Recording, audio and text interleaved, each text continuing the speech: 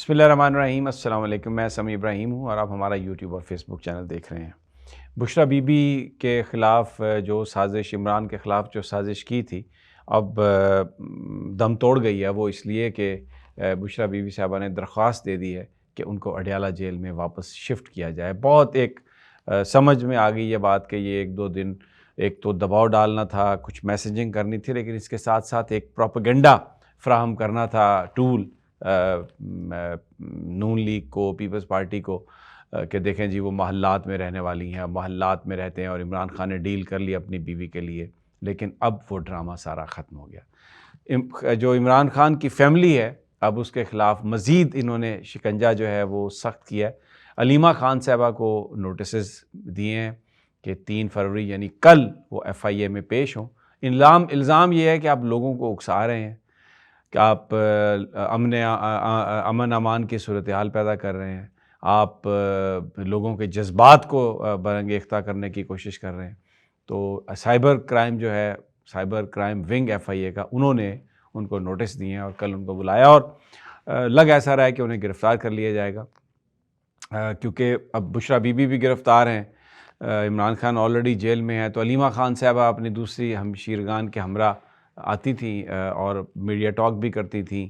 اور ورکرز کے ساتھ بھی بات ہوتی تھی۔ تو اگر اب ان کو بھی ہٹا دیا جائے تو پھر 8 فروری کا جو انتخاب ہے وہ بہت ہی، وہ چیزیں جو ہیں وہ آسانی سے وہ طے ہوتی جا رہی ہیں۔ دوسری طرف ایک اور جو ہائی کورٹ کے جج ہیں، جسٹس شاہد جمیل، لاہور ہائی کورٹ کے، انہوں نے استعفیٰ دے دیا۔ 2029 تک انہوں نے رہنا تھا، 2014 میں یہ بھرتی ہوئے تھے، اور یہ وہی جج ہیں جنہوں نے کہا تھا کہ توشہ خانہ کی جو تفصیلات ہیں، جو بھی تحائف ملے ہیں آج سے کئی سال پہلے تک، وہ اس کی تفصیلات جو ہیں وہ بتائی جائیں، اور اس پر وہ خاصے زیر عتاب بھی تھے۔ اور ججز کو بلیک میل کرنے کے لیے جو ہمیں اطلاعات ملی ہیں، مختلف ویڈیوز، آڈیوز بنائی گئی ہیں ڈیپ فیک جو ہیں ٹیکنالوجی کو استعمال کرتے ہوئے، اور پھر ان کو اس میں بلیک میل کیا جاتا ہے مبینہ طور پر کہ جناب یہ چیزیں آ جائیں گی تو آپ استعفیٰ دے دیں۔ اعجاز الاحسن صاحب سے بھی اسی طرح دباؤ میں ڈال کے استعفیٰ لیا گیا، اور بتایا جاتا ہے کہ بہت سارے ججز کے اہل خانہ کی فیک ویڈیوز وہ موجود ہیں جس کے ذریعے یہ بلیک میل کرنے کی کوشش کرتے ہیں۔ تو انہوں نے استعفیٰ دے دیا، لیکن جو امپورٹنٹ بات ہے،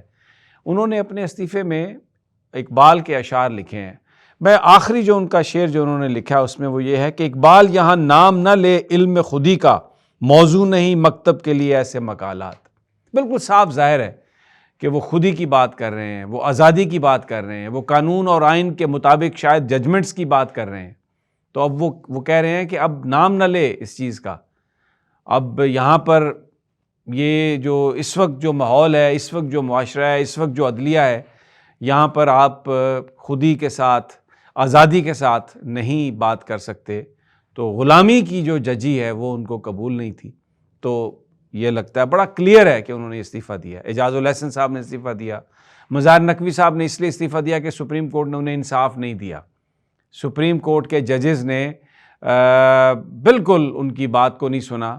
اور سپریم جوڈیشل کونسل میں قاضی فائز عیسیٰ صاحب کے ان کے حوالے سے جو تعصبات تھے وہ بالکل صاف نظر آ رہے تھے۔ یہ وہی جج تھے جنہوں نے مظاہر نقوی کے بارے میں گفتگو کی تھی، مطالبہ کیا تھا کہ ان کے خلاف تحقیقات کی جائیں، اور خود ہی پھر وہ منصف بن گئے جب عمر عطا بندیال صاحب ریٹائر ہوئے، اور کوئی کسی طرح کا انہوں نے انٹرٹین نہیں کی مظاہر نقوی صاحب کی جو درخواستیں تھیں۔ تو انہوں نے استعفیٰ دے دیا۔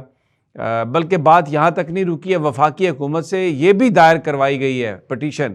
کہ وہ جو عافیہ مہر بانو کیس ہے جس میں ریٹائرڈ ججز کے خلاف کارروائی نہیں ہو سکتی سپریم جوڈیشل کونسل میں ان کی ریٹائرمنٹ کے بعد، یعنی ججز کی ریٹائرمنٹ کے بعد، تو اس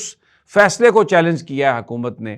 اور جو مظاہر نقوی صاحب کا جو معاملہ ہے وہ قاضی فائز عیسیٰ صاحب نے رکھ لیا کہ اب حکومت نے یہ کر دیا ہے تو ابھی دیکھتے ہیں کہ اس کے بعد، یعنی آپ اندازہ لگائیں کہ وہ جو پہلے استعفیٰ دے چکے، پہلے ریٹائر ہو چکے، اب وہ حکومت نے اپیل کی ہے تو یہ ازمپشن کر لی ہے، بتا دیا ہے قاضی فائز عیسیٰ صاحب نے کہ یہ اپیل منظور ہوگی تو پھر ہم قاضی فائز عیسیٰ صاحب کا، ان کا، مظاہر نقوی صاحب کا کیس لیں گے۔ ہو سکتا ہے پھر اعجاز الاحسن صاحب کو بھی بلایا جائے، آصف سعید خان کھوسہ کو بھی، جسٹس عمر عطا بندیال کو بھی اور ثاقب نثار صاحب کو بھی، کیونکہ جس کے بارے میں نواز شریف صاحب جس کا نام لے رہے ہیں، جس کو شبہ ہے جس کے بارے میں، وہ یہ بتایا جا رہا ہے کہ وہ سارے ججز جو ہیں ریٹائرڈ ججز، ان کو کٹہرے میں لایا جائے گا، اور یہ بار بار کہہ رہے ہیں نواز شریف صاحب کہ حساب تو دینا پڑے گا، انتقام تو ہوگا۔ تو یہ ایک عدلیہ کی مجموعی صورتحال ہے، تو اس میں کہاں کسی پی ٹی آئی والے کو انصاف ملنا تھا۔ دوسری طرف جناب فیصل آباد کا جلسہ آج نواز شریف کا، یہ آپ فوٹیجز دیکھ لیں، ٹھوس ہے بالکل، یعنی یہ کیمرہ لگا کے، یہ ٹوٹل 5-6 ہزار سے زیادہ لوگ نہیں ہیں، اور یہ انتخابی جلسہ ہے، اور یہ فیصل آباد جو کبھی نون لیگ کا گڑھ ہوتا تھا، لیکن ابھی وہاں پر نہ رانا ثناء اللہ کی سیٹ نکل رہی ہے، نہ عابد شیر علی کی سیٹ نکل رہی ہے، اور جو پی ٹی آئی کے جو لوگ ہیں، P T I majority 80% seats جو ہے وہ لے کے جا رہی ہے۔ اور یہ جلسہ جو نواز شریف کا فیصل آباد کا جلسہ ہے، یہ ریفلیکشن ہے کہ نون لیگ کے اب جو سے ہوا نکل گئی ہے عوامی طور پر۔ لیکن میں آپ کو بتا دیتا ہوں کہ سازش کیا ہو رہی ہے۔ سازش یہ ہو رہی ہے مستقبل کے منظر نامے پہ کہ آصف زرداری صاحب صدر، شہباز شریف صاحب وزیر اعظم، اور پنجاب کی وزارت اعلیٰ مریم نواز کو، اس شرط پر نواز شریف صاحب جو ہیں وہ وزارت عظمیٰ سے اسٹیپ ڈاؤن کرنے کے لیے تیار ہیں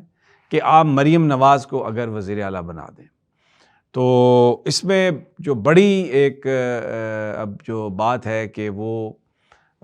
کس طرح یہ ہوگا کہ ایک ہی خاندان میں یہ اس طرح سے بانٹ دیا جائے، لیٹس سی، کیونکہ علیم خان صاحب جو ہیں وہ بھی وزارت عظمیٰ کے بہت بڑے امیدوار ہیں استحکام پاکستان۔ ان کا یہ کہنا ہے کہ ان کے پاس جو صلاحیت ہے آزاد امیدواروں کو اپنے ساتھ ملانے کی، تو پنجاب کی وزارت اعلیٰ تو وہ لینا چاہتے ہیں، اور جو استحکام پارٹی کے لوگ ہیں وہ جہانگیر ترین صاحب کا جو نام ہے وزارت عظمیٰ کے لیے، اس کو رول آؤٹ نہیں کر رہے۔ ان کا کہنا ہے کہ آزاد امیدواروں کی جو بہت بڑی تعداد ہے وہ پی ٹی آئی کی ہوگی، اور وہ بڑے کمفرٹیبل ہوں گے جہانگیر ترین صاحب کے ساتھ مل کر حکومت بنانے میں۔